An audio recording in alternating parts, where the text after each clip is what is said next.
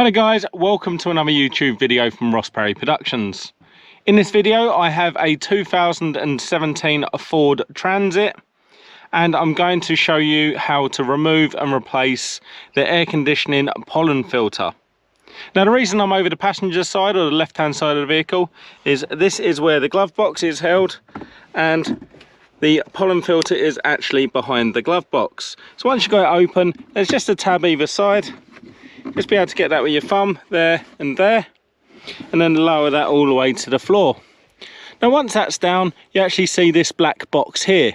So what we're going to do is over the right hand side, just pull that tab and then pull it away from the vehicle like that. And then you can see this blue filter. That's going to be a bit difficult to do one-handed. If you just give that a tug, that removes your air conditioning pollen filter, which looks something like that. You'll actually notice it's got a bit of a profile, so that profile goes where the wheel arch is, and that is what it looks like.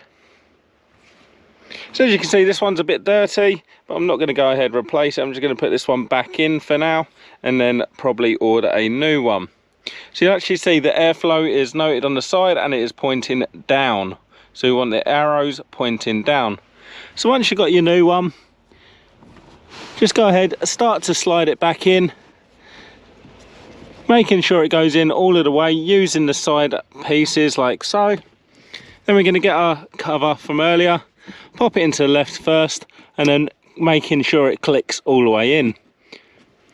Once you've done that, you can just lift up your glove box and it will actually click and return. Well, I hope you found that video helpful. If you did, please do give me the thumbs up, leave me a comment down below, check out some of my other videos and subscribe to my channel.